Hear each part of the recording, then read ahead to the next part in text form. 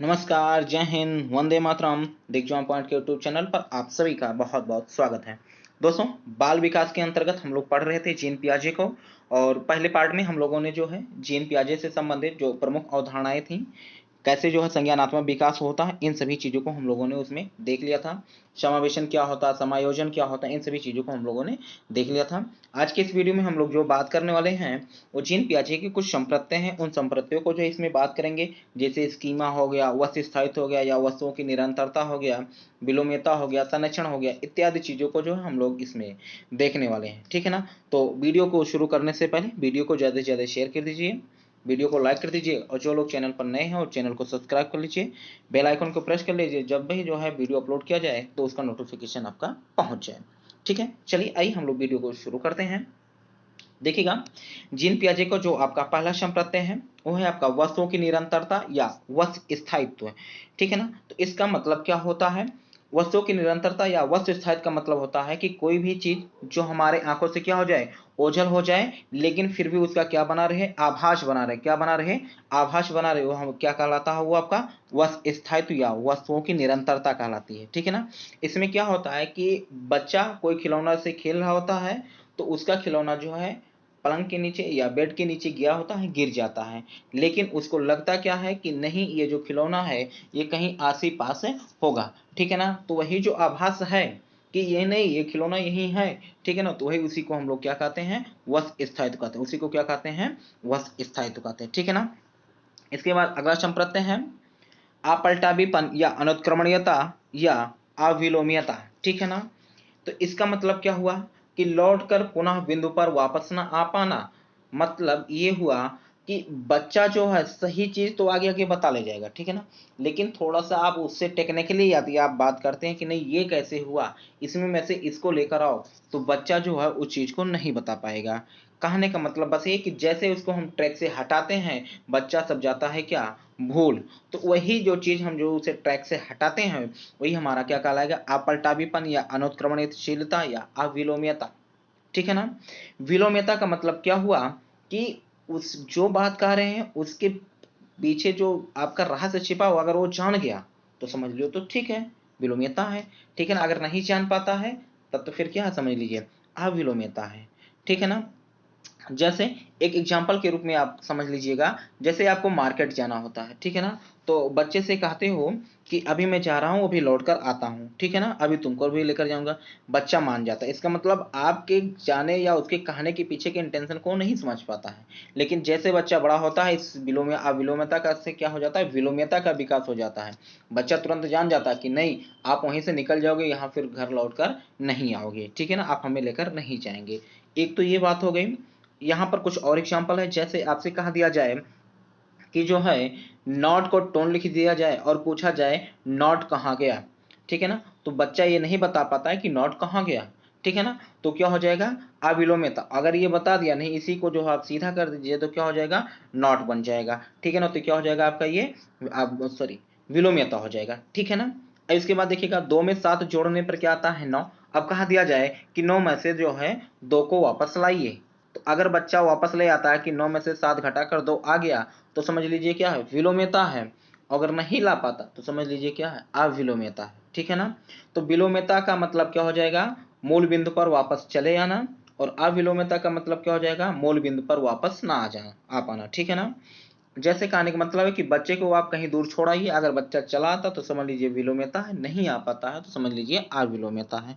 ठीक है ना। चलिए, हालांकि यहाँ पर ये उदाहरण नहीं होगा, ये जो है वस्तु स्थायित्व अर्थात संरक्षण से संबंधित है। ठीक है ना। यहाँ पर किससे संबंधित है? ये जो है संरक्षण से, मूल आकृति से संबंधित है, तो ये आपका एग्जाम्पल इसमें नहीं होगा। चलिए इसमें देखिएगा, अगला क्या है आपका? संरक्षण। संरक्षण का मतलब क्या हो गया कि किसी भी वस्तु के मूल रूप, रंग, आकार को क्या कर सके? पहचाने रख सके, तो वह क्या हो माना जाएगा? उसका मतलब माना जाएगा संरक्षण का विकास हो चुका है। जैसे आपका कोई मित्र जो है, ठीक है ना, आप इसके साथ जो है बचपन में पढ़े थे और आपको जो है लगभग 20 साल बाद आपसे मिलता है। ठीक है ना। और उसे यदि आप पहचान ले जाते हैं तो समझ लीजिए क्या है? संरक्षण है। ठीक है। अगर नहीं पहचान पाते तो समझ लीजिए क्या है? संरक्षण का अभाव है। ठीक है ना। छोटे बच्चों में यही चीजें होती हैं कि जो है बच्चे कभी कभी क्या होते हैं कि मूल आकृति को नहीं समझ पाते हैं। जैसे यहाँ पर एक एग्जाम्पल हमने ले रखा है। ठीक है ना। ये इसको यहीं पर हम बना दे रहे हैं, ठीक है ना। जैसे कहने का मतलब एक हम घनाभ बना दे रहे हैं, ठीक है। ये क्या हो गया, ये चतुर्भुज हो गया। अब ये मूल आकृति है ना, अब इससे क्या बना दिया मैंने, घनाभ या घन बना दिया, ठीक है ना। अब बच्चे को समझ नहीं पा रहा होगा कि बच्चा जो है कहाँ पर कैसे चतुर्भुज को कैसे कैसे कोने को मिलाया गया है, ठीक है ना। आप तो बता ले जाएंगे क्योंकि आपके अंदर संरक्षण का विकास है, यहाँ से ये मिला, यहाँ से ये मिला है, लेकिन बच्चे से यदि पूछा जाए तो बच्चा नहीं बता पाएगा या नहीं बना पाएगा, ठीक है ना। अब देखिएगा, जैसे आप थोड़ा सा निगाह हटाइएगा अपना, इसकी आकृति आपको दूसरी तरीके से दिखाई देने लगेगी। तो इससे क्या होता है, बच्चा कंफ्यूज हो जाता है, मूल आकृति को नहीं याद रख पाता कि मूल आकृति है कौन सी, ठीक है ना। जैसे हम यहीं पर बना देते हैं, एक अच्छे से बनाते हैं, ठीक है ना। देखिएगा, एक जो है मैंने ये ले लिया, ठीक है ना, एक दूसरे कलर का हमने ले लेते हैं। अभी देखिएगा, एक ये मैंने ले लिया, ठीक है ना। अब मैं क्या करता हूँ, इसको जो है यहाँ से यहाँ मिला देता हूँ, इसको यहाँ से यहाँ मिला देता हूँ, इसको यहाँ से यहाँ, इसको यहाँ से यहाँ, ठीक है ना। थोड़ी देर बाद जो है आप नज़र हटाइए और फिर से लगाइए, देखिएगा आपके देखने का नजरिया बदल गया कि नहीं बदल गया, दोनों आकृतियों को बदल गया ना। तो अब बच्चे क्या होते हैं कि इसमें कंफ्यूज हो जाते हैं कि मूल आकृति कौन सी है, ठीक है ना। और ये यदि मूल आकृति को ध्यान रख सकें तो क्या हो जाएगा, संरक्षण। अगर नहीं याद रखे तो क्या हो जाएगा, संरक्षण का अभाव, ठीक है ना। या एक तरीके से एग्जाम्पल और ले सकते हैं आप, बहुत अच्छा एग्जाम्पल है कि यदि मेकअप करने के बाद यदि अपनी बीवी को जो है आप पहचान ले जाते तो समझ लीजिए संरक्षण है, अगर नहीं पहचान पाते तो समझ लीजिए संरक्षण नहीं है, ठीक है ना। हाँ, इसको ध्यान रखिएगा। तो ये हो गया एक तरीके से एग्जाम्पल के रूप में, ठीक है ना। चलिए आइए देखिएगा यहाँ पर जैसे कोई एक, हाँ एक बात और आती है, बात क्या आती है, एक चीज पूछा जाता है आपसे, द्रव्यमान संरक्षण। क्या पूछा जाता है, द्रव्यमान संरक्षण। तो ये द्रव्यमान संरक्षण क्या होता है, तो द्रव्यमान संरक्षण का मतलब हो गया कि वस्तुओं के गुण धर्म को याद रखना, अर्थात उसकी लंबाई चौड़ाई आयतन को याद रखना, ठीक है ना। अब बच्चे को क्या है कि बच्चे से एक ये चीजें हैं और एक समान आयतन का लेकिन एक लंबा सा क्या है, एक और गिलासा है। बच्चे से कहोगे कौन से गिलासे में आप पानी लोगे या दूध लोगे या जो है कोल्ड ड्रिंक लोगे, ठीक है ना, जबकि दोनों में मात्रा कितनी है, बराबर है। तो बच्चा हमेशा किसको चूज करेगा, इस बड़े वाले को चूज करेगा, क्यों, क्योंकि ये अभी इसे नहीं पता कि ये इसके जो है आयतन दोनों क्या है, समान है। तो इसका मतलब क्या होगा, संरक्षण का अभाव। और जैसे ही पता चल जाए कि नहीं दोनों में तो बराबर ही बराबर है, कोई भी हम उठा लें तो क्या हो जाएगा, संरक्षण हो जाएगा, ठीक है ना। इसीलिए देखिएगा बच्चे क्या होता है कि हमेशा किसी भी वस्तु को किसमें मांगते हैं उसी पन्नी में या जिसमें आप उसे लेकर आए रहते उसी में मांगते हैं, क्यों, क्योंकि जो है बच्चे के अंदर संरक्षण का अभाव पाया जाता है। वो बिस्किट हमेशा किसमें लेंगे, वो जो है बिस्किट को हमेशा वो बिस्किट वाले पन्नी में ही लेंगे, क्यों, क्योंकि उन्हें लगता है कि इसमें ज्यादा है, ठीक है ना, इसमें क्या है, ज्यादा है। उसमें जो चिप्स है वो चिप्स जो है पन्नी वाला ही लेंगे, अलग वाला नहीं लेंगे, क्यों, क्योंकि उन्हें लगेगा उसमें ज्यादा है। तो किसके वजह से लगता है, क्योंकि संरक्षण का अभाव है, ठीक है ना। चलिए आगे देखिएगा, साम्य धारण। साम्य धारण का मतलब क्या हो जाएगा आपका यहाँ पर कि जब आपके पास एक कोई नई जानकारी आती है और उसी से संबंधित आपकी जो है कोई पुरानी जानकारी भी है, दोनों जानकारियों में क्या होता है, जबरदस्त कंफ्यूजन होता है, ठीक है ना। और एक ऐसी स्थिति आ जाती है कि दोनों में आप कह लेते हैं कि नहीं ये भी चीजें वही है, ये भी चीजें वही है, बस यही का अंतर है।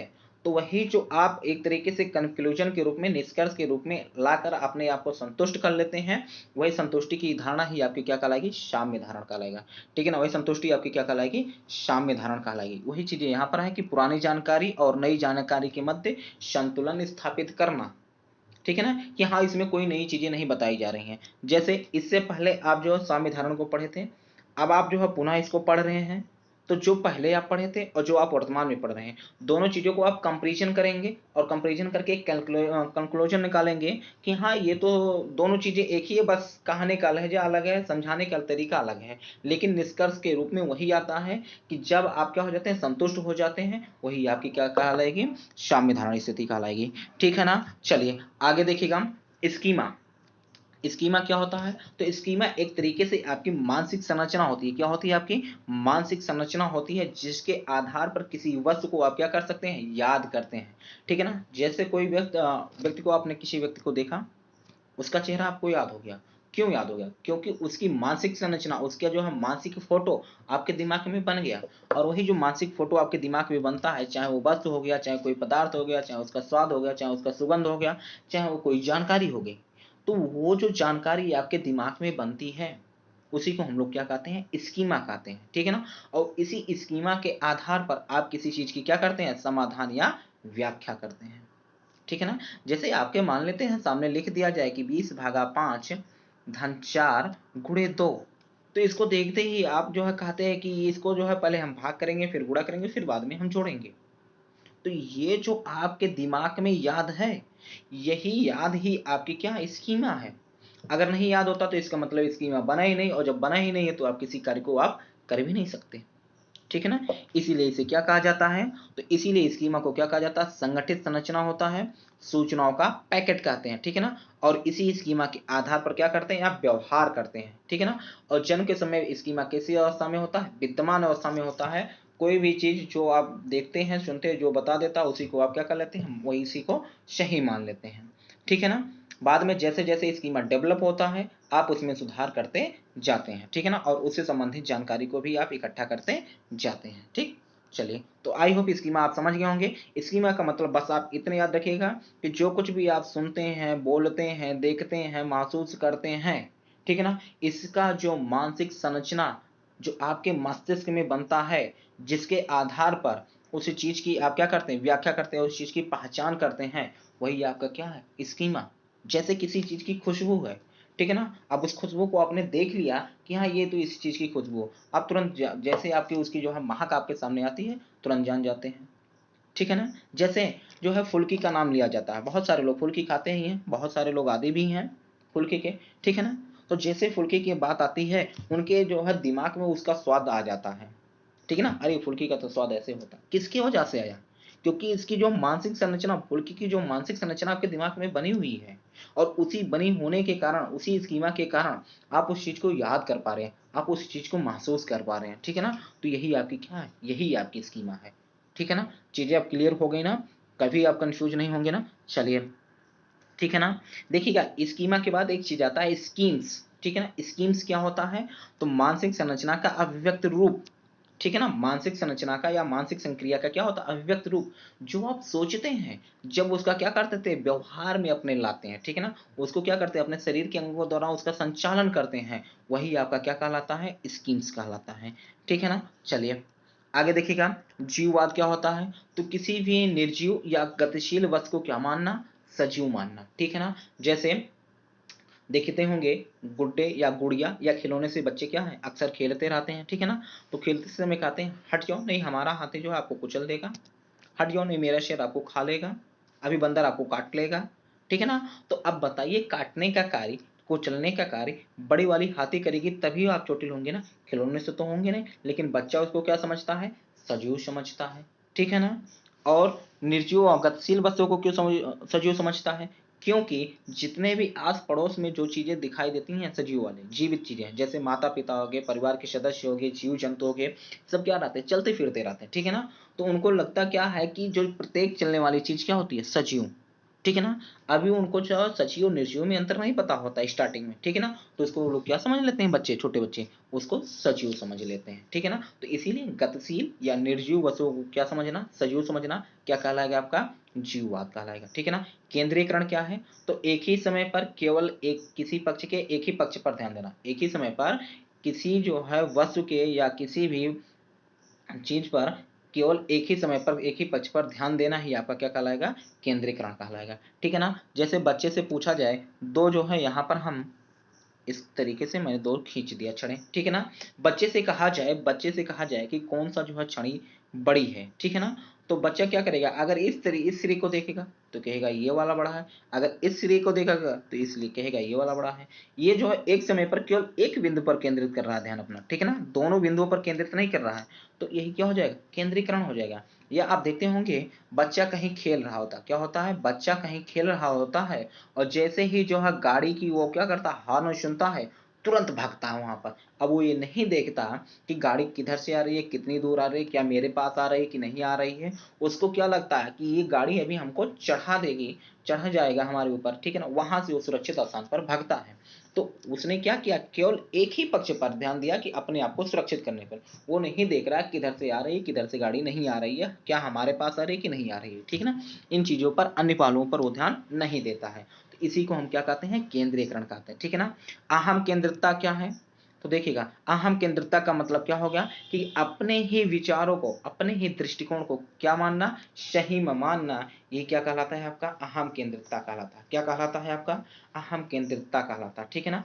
बच्चे को लगता क्या है कि हम जो चीजें कर रहे हैं वो सही है, जो हमें लोग समझा रहे हैं वो गलत है, ठीक है ना। तो अपने ही विचारों को या दृष्टिकोण को वरीयता देना आपका क्या कहलाएगा, अहम केंद्रितता कहलाएगा, ठीक है ना। इसके बाद क्या होगा, प्रावर्ती क्रियाएं, ठीक है ना। प्रावर्ती क्रियाओं का मतलब क्या हो जाएगा, किसी चीज को बार बार दोहराना, ठीक है ना। कोई भी कार्य हो गया, ठीक है ना, जैसे अंगूठी को बार बार चूसना, ठीक है ना, या कोई गाना सुन लेना या कोई शब्द सुन लेना, ठीक है ना, उसको बार बार क्या करना, रिपीट करना। या कोई खिलौना लेना, उसको पटकते जाना पटकते जाना पटकते जाना, जब भी पाए तब भी पटकते जाना, ठीक है ना। ये सब आपकी कैसी क्रिया मानी जाती है, प्रावर्ती क्रिया मानी जाती है, ठीक है ना। तो चलिए अब आगे हम लोग बढ़ते हैं और देखते हैं जीन पियाजे के संज्ञानात्मक विकास की अवस्थाएं। आई होप जो है आपको जो है ये चीजें सभी समझ में आ गए होंगे, जितने भी संप्रति समझ में आ गए होंगे। कमेंट करके हमें जरूर बताते रहिए कि आपको जो है क्या चीजें समझ में आ रही हैं कि नहीं आ रही हैं। जो टॉपिक आपको नहीं समझ में आ रहा है बाद में जो है उस पर एक वीडियो बनाकर अच्छे से समझा दिया जाएगा, ठीक है ना। तो चलिए आइए देखते हैं कि जीन पियाजे ने जो है संज्ञानात्मक जो है विकास की कुल कितनी अवस्थाओं को दिया था या बताया था, ठीक है ना। चलिए देखिए देखिए जीन पियाजे ने जो है संज्ञानात्मक विकास की 4 अवस्थाओं के बारे में बताया था, ठीक है ना। पहली अवस्था क्या है, संवेदीगामक अवस्था, जो जन्म से लेकर 2 वर्ष तक होती है। पूर्व संक्रियात्मक अवस्था जो 2 वर्ष से लेकर 7 वर्ष तक होती है। मूर्त संक्रियात्मक अवस्था जो 7 वर्ष से लेकर 11 वर्ष तक होती है। अमूर्त संक्रियात्मक अवस्था जो 11 या 12 वर्ष से लेकर 15 वर्ष तक होती है, ठीक है ना। तो जीन पियाजे ने जो है संज्ञानात्मक विकास की कुल कितनी अवस्थाएं बताए हैं, तो जीन पियाजे ने संज्ञानात्मक विकास की 4 अवस्थाएं बताई हैं, ठीक है ना। चलिए अब आइए जो है समझ लेते हैं एक एक जो है अवस्थाओं के बारे में। देखिएगा संवेदीगामक अवस्था ये जीन पियाजे के संज्ञानात्मक विकास की पहली अवस्था है, ठीक है ना। इसका जो आयु सीमा कब से कब तक है, जन्म से लेकर 2 वर्ष। और इसे किस नाम से जाना जाता है, तो इंद्रिय गामक अवस्था या इंद्रिय जनित अवस्था, ठीक है ना। नाम जरूर याद रखिएगा, इसी नाम में कभी कभी क्या हो जाता है, कंफ्यूजन हो जाता है, ठीक है ना। और आइए देखते हैं इस अवस्था की क्या क्या विशेषताएं होती हैं, ठीक है ना। देखिएगा संवेदी गामक क्रियाएं करता है, बच्चा जो है अपनी ज्ञानेंद्रियों के माध्यम से या ज्ञानेंद्रियों पर आधारित क्या करता है, क्रियाएं करता है। इसके जो जितने भी कार्य या व्यवहार रहेंगे सब किस पर आधारित रहेंगे, मूल प्रवृत्त्यात्मक व्यवहारों पर आधारित रहेंगे, ठीक है ना। जैसे भूख लगने पर क्या होता है, जोर जोर से रोना, उसको सहन ना कर पाना, ठीक है ना। या डर की वजह से कहीं दूसरी जगह या दूसरे व्यक्ति के पास ना जाना, ये सब क्या है आपकी मूल प्रवृत्त्यात्मक क्रियाएं हो गई, ठीक है ना। इसके बाद क्या पाया जाता है, वस्तुओं की निरंतरता या वस्तु स्थायित्व पाया जाता है, मोस्ट इंपॉर्टेंट है। इसको आप जो है विशेष रूप से याद रखिएगा, ठीक है ना। वस्तु स्थायित्व को आप विशेष रूप से याद रखिएगा, कई बार पूछा गया है, ठीक है ना। सॉरी, देखिएगा अनुकरण द्वारा अधिगम, इसमें बच्चे क्या करते हैं कि जो अधिगम करते हैं, जो चीजें सीखते हैं किसके द्वारा सीखते हैं, अनुकरण के द्वारा सीखते हैं। और जो विचार होता है वो विचार कैसा होता है, संवेदीपेशीय विचार होता है। कैसा विचार होता है, संवेदीपेशीय विचार होता है, ठीक है ना। तो इसको भी आप विशेष रूप से याद रखेंगे। तो इसमें 2 चीजें आपके लिए इंपॉर्टेंट हो गई, एक तो संवेदीपेशीय विचार हो गया, दूसरा वस्तुओं की निरंतरता हो गया, ठीक है ना। और इसको भी याद रखिएगा मूल प्रवृत्त्यात्मक व्यवहार को, ठीक है ना। इन सभी से आपके प्रश्न पूछे गए हैं, हमेशा बनते रहते हैं, इसलिए इनको विशेष रूप से याद रखिएगा, ठीक है ना। चलिए अगली अवस्था के बारे में बढ़ते हैं। अगली अवस्था है पूर्व संक्रियात्मक अवस्था, जिसे हम लोग क्या कहते हैं, प्राक संक्रियात्मक अवस्था या खिलौने की अवस्था या अनुत्क्रमणीय अवस्था या अतार्किक चिंतन की अवस्था, ठीक है ना। लेकिन लेकिन लेकिन यहाँ पर जो आपको महत्वपूर्ण चीज के रूप में याद रखना है वो किसे याद रखना है, पूर्व या प्राक संक्रियात्मक अवस्था। यही नाम आपको मेनली याद रखना है, यही नाम आपसे बार बार पूछा जाएगा, ठीक है ना। इसका जो है आयु सीमा कितनी होती है, तो इसकी आयु सीमा जन्म से ले 2 वर्ष से लेकर 7 वर्ष तक, कब तक, 2 वर्ष से लेकर 7 वर्ष तक होती है, ठीक है ना। तो पूर्व संक्रियात्मक अवस्था को किस नाम से जाना जाता है, पूर्व प्राक संक्रियात्मक अवस्था के नाम से जाना जाता है, ठीक है ना। चलिए इसकी विशेषताएं क्या है, तो देखिएगा जो मोस्ट इंपॉर्टेंट विशेषता है वो है आपकी अहम केंद्रित अवस्था, ठीक है ना, या अहम केंद्रितता पाई जाती है इसमें। फिर इसके बाद क्या पाया जाता है, जीववाद पाया जाता है, ठीक है ना। प्रतीकात्मक भावना का विकास, अविलोम्यता या विलोम्यता का अभाव। यहाँ पर बच्चे के अंदर क्या होगा, किसी भी बिंदु पर जाएगा तो वहां से ऊपर पीछे जो है लौटकर नहीं आ पाता। समझ लीजिए इसमें फॉरवर्ड गियर होता है, बैक गियर नहीं होता, ठीक है ना। बच्चे 1 2 3 4 5 6 7 8 8 9, ठीक है ना, तुरंत धड़ाके के साथ खा लेंगे। और जैसे कहा दो नहीं 11 से पढ़ना शुरू करो, बच्चे फिर कहाँ से शुरू कर देंगे 1 2 3 4 5 6 7 8 9 10 11, ठीक है ना। बच्चे वहां से नहीं शुरू कर पाते हैं। इसका मतलब क्या हो गया, विलोम्यता या अविलोम्यता का अभाव, विलोम्यता या विलोम्यता का अभाव पाया जाएगा, ठीक है ना। तो अविलोम्यता या विलोम्यता का अभाव दोनों एक ही चीजें हैं, किस अवस्था में पाई जाती हैं, पूर्व संक्रियात्मक अवस्था में। और इस काल में जो है एक और महत्वपूर्ण चीजें होती है, और किसका विकास होता है, वर्णमाला एवं गिनती की क्या हो जाती है, शुरुआत हो जाती है, ठीक है ना। वर्णमाला और गिनती की शुरुआत हो जाती है। और इसमें क्या पाया जाता है, तार्किक कल्पनात्मक खेल, ठीक है ना। कल्पनाओं पर आधारित खेल, कैसा, कल्पनाओं पर आधारित, जैसे हाथी घोड़ा बनना, ठीक है ना, शेर बनना, ये सब कैसे खेल हो जाएंगे, कल्पनात्मक खेल हो जाएंगे, ठीक है ना। तो इन सभी के जो है खेलों का विकास किस अवस्था में होता है, पूर्व संक्रियात्मक अवस्था में। इसमें क्या पाया जाता है, आंत प्रज्ञ विचार पाया जाता है, संरक्षण का अभाव पाया जाता है, नकल करने की प्रवृत्ति, ठीक है ना। नकल करने की प्रवृत्ति किस अवस्था में पाई जाती है, तो नकल करने की प्रवृत्ति जो है पूर्व संक्रियात्मक अवस्था में, ठीक है ना। इसको ऐसे आप समझ लीजिएगा, नकल कैसे करते हैं बच्चे, कि जैसे दादाजी कैसे चलते हैं, मम्मी जी जो है कैसे बोलती हैं, मम्मी कैसे गुस्सा होती हैं, पापा कैसे बोलते हैं, ठीक है ना। इन सभी चीजों को बच्चे क्या करते हैं, नकल करते हैं। तो यही जो है नकल करने की प्रवृत्ति किस अवस्था में पाई जाती है, पूर्व संक्रियात्मक अवस्था में, ठीक है ना। समझ में आ रही है ना चीजें। चले आगे बढ़े, अगला देखिएगा। अगली अवस्था है मूर्त संक्रियात्मक अवस्था, और इसे क्या कहा जाता है, ठोस संक्रियात्मक अवस्था भी कहा जाता है। क्या कहा जाता है, ठोस संक्रियात्मक अवस्था, ठीक है ना। इसके जो है आयु सीमा कब से कब तक है, तो इसकी आयु सीमा है 7 से 11 वर्ष। आइए देखते हैं क्या क्या विशेषताएं पाई जाती हैं। तो देखिएगा, जो पूर्व संक्रियात्मक अवस्था में जिन चीजों का अभाव पाया जाएगा, वो इसमें क्या पाया जाएगा, विकास होगा। जैसे विलोम्यता का अभाव पाया जाएगा, तो इसमें क्या पाया जाएगा, विलोम्यता पाया जाएगा। उसमें संरक्षण का अभाव पाया जाएगा, इसमें क्या पाया जाएगा, संरक्षण का विकास हो जाएगा। उसमें विचारों की अविलोम्यता पाई जाती है, इसमें विचारों की विलोम्यता पाई जाती है, ठीक है ना। विचारों की विलोम्यता का मतलब कि आपके कहने का इंटेंशन क्या है, इस चीज को समझ लेना, ठीक है ना। जैसे क्या होता है कि आप बच्चे को जो भुलवाने के लिए कि वहां पर मेरे साथ ना जाएं, आप इधर उधर के बहाना बना ले जाते हैं, ठीक है ना। लेकिन जब इस अवस्था में बच्चा आ जाता है तो आप बहाना कम बना पाते हैं, क्यों, क्योंकि उसके पीछे का अर्थ बच्चा समझ जाता। तो ये क्या हो जाएगा, विचारों की विलोम्यता, ठीक है ना, इनका विकास हो जाता है। फिर इसके बाद क्या होता है, श्रृंखला क्रम का विकास।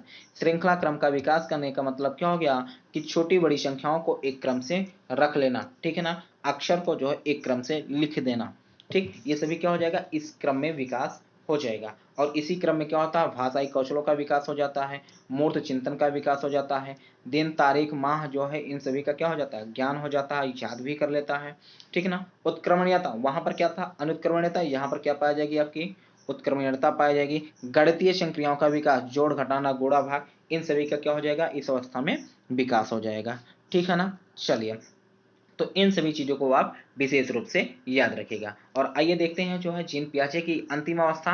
और अंतिम अवस्था क्या है आपकी, मूर्त अमूर्त संक्रियात्मक अवस्था, जिसे हम लोग क्या कहते हैं, औपचारिक संक्रियात्मक अवस्था। मोस्ट इंपॉर्टेंट है, इसे याद रखिएगा। चाहे आपसे अमूर्त पूछ ले, चाहे आपसे औपचारिक पूछ ले, बात दोनों एक ही है। आयु काल कब से कब तक, तो आयु काल जो है 11 या 12 वर्ष से लेकर 15 वर्ष तक, ठीक है ना। और इसमें क्या पाया जाता है, तो अमूर्त चिंतन, पहली बात याद रखिएगा। इसके बाद क्या पाया जाता है, आलोचनात्मक चिंतन या सृजनात्मक चिंतन, ठीक है ना।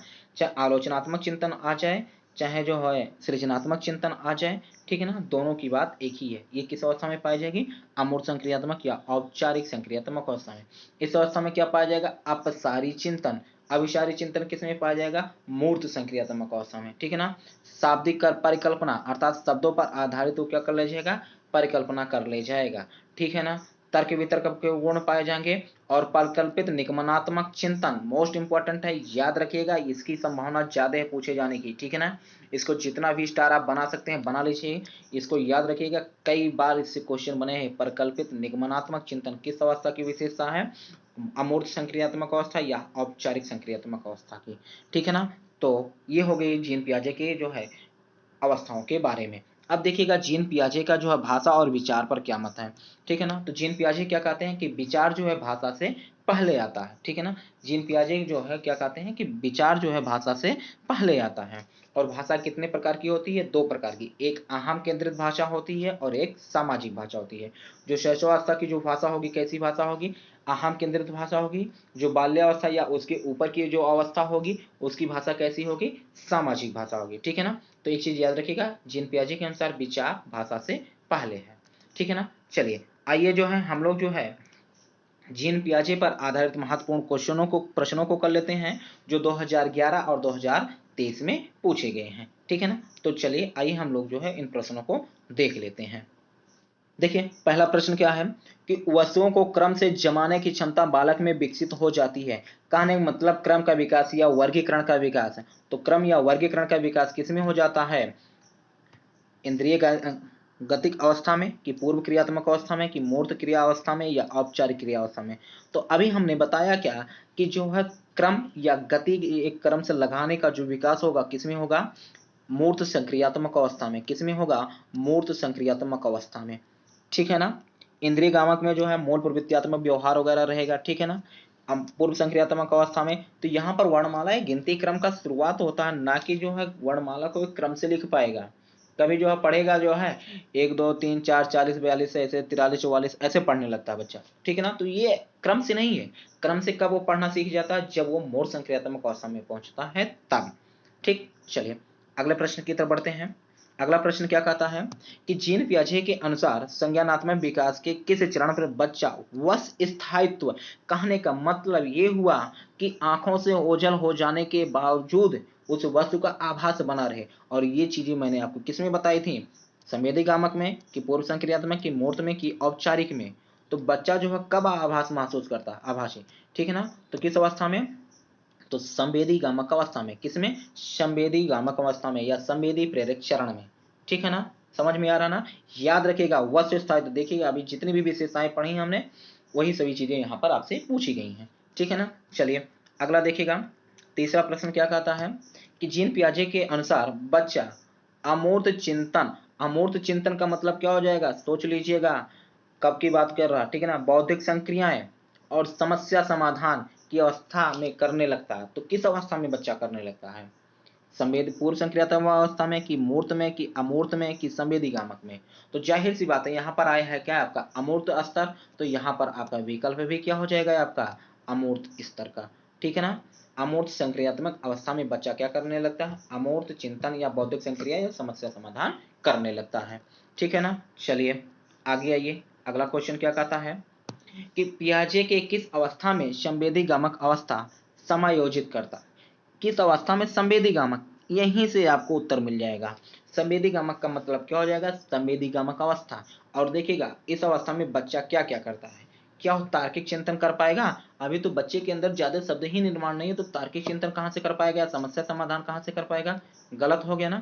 सामाजिक मुद्दों को सरोकार कर पाएगा? बिल्कुल नहीं।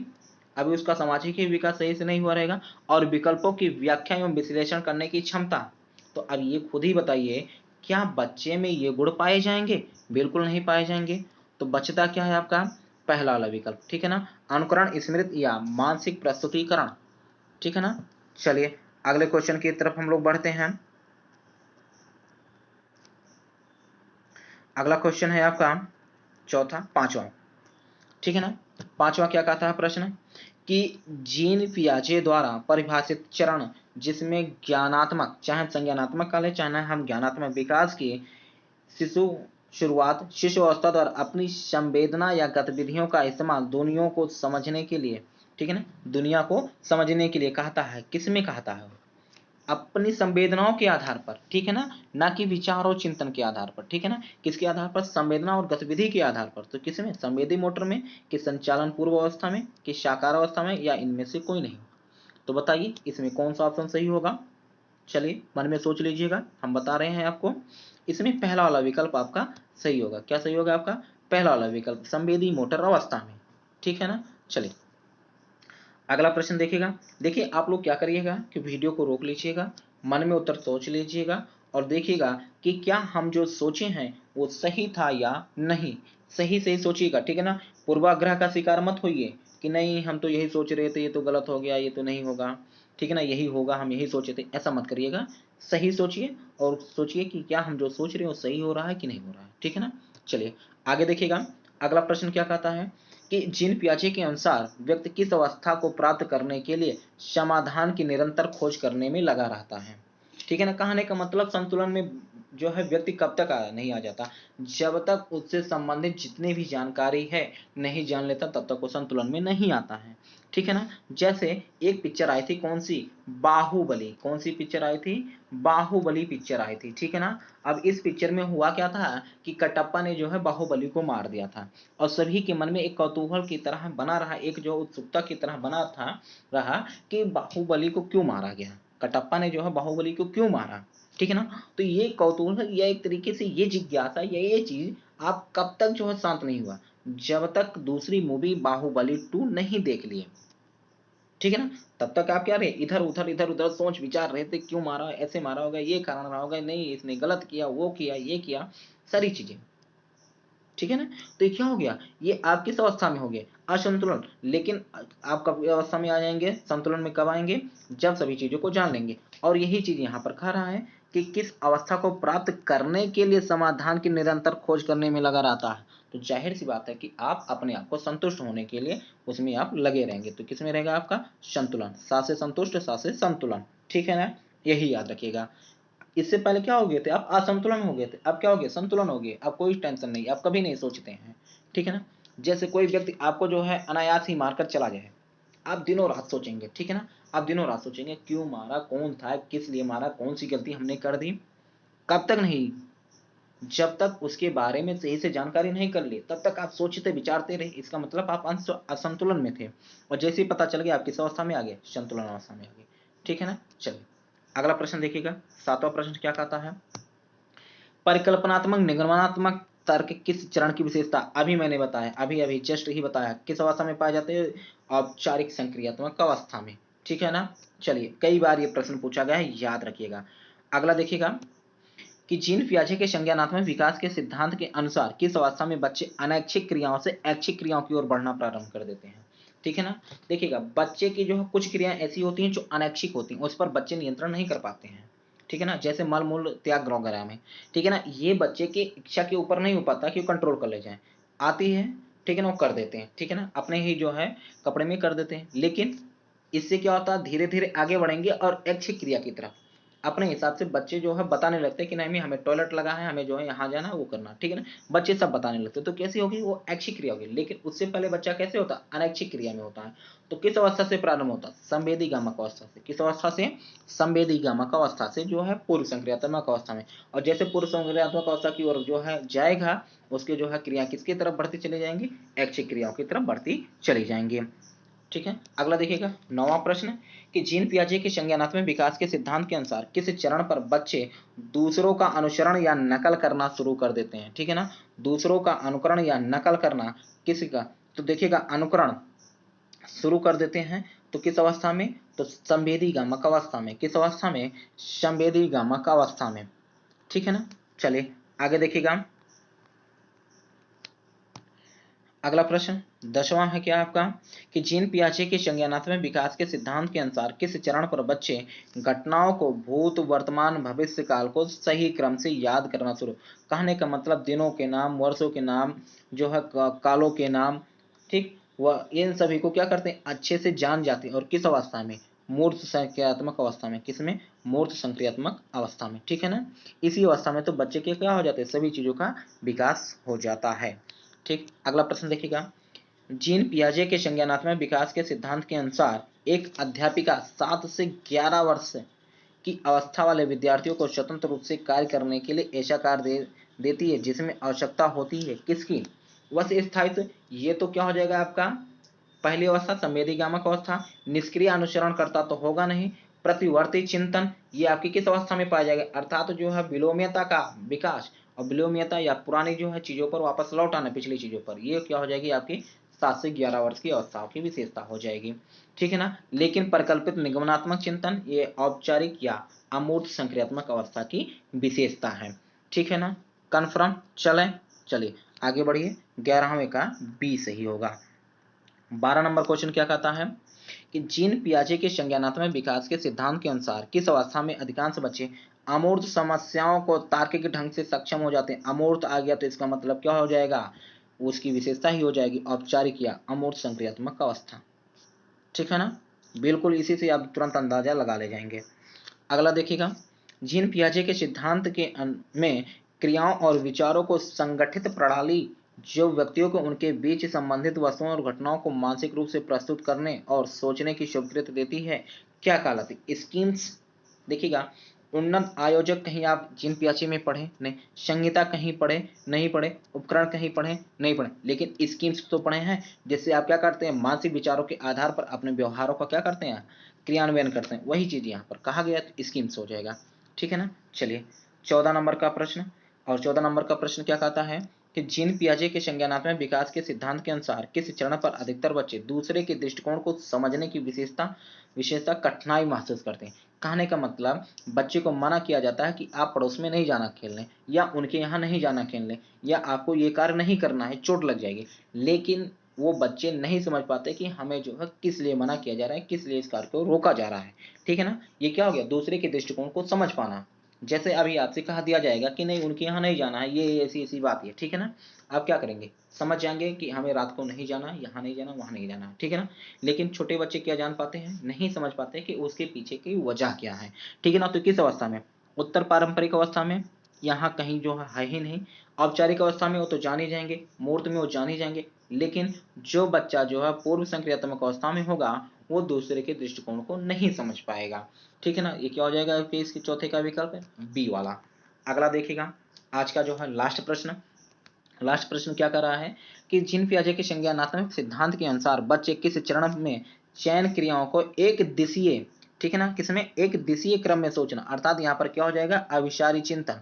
और अभिसारी चिंतन का मतलब क्या हो जाएगा, अभिसारी चिंतन। तो मैंने आपको बताया था कि औपचारिक संक्रियात्मक अवस्था में अपसारी चिंतन पाया जाता है। क्या पाया जाता है, अपसारी चिंतन पाया जाता है। ठीक है ना।